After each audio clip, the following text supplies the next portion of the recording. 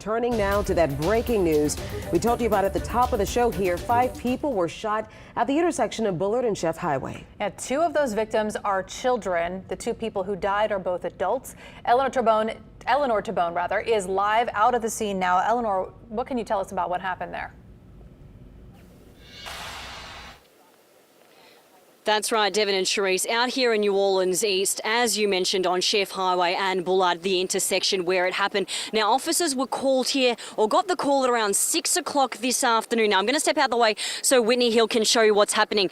But police say they found at the scene 3 adults inside a car. One of those adults, a woman, was pronounced dead at the scene. Now, the 2 other victims were transported to the hospital. One of those, a man who also died at the hospital, a woman who is in a condition that we are unknown of right now, but she has been she had a gunshot wound to the leg.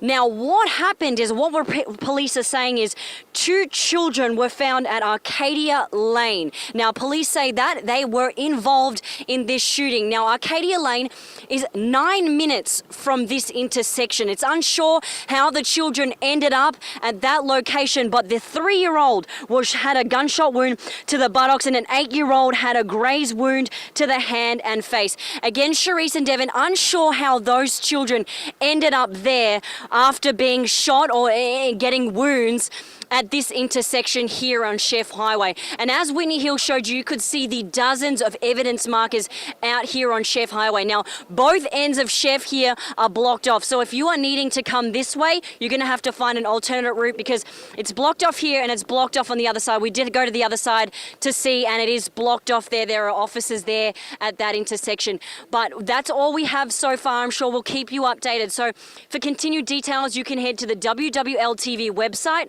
or download the app.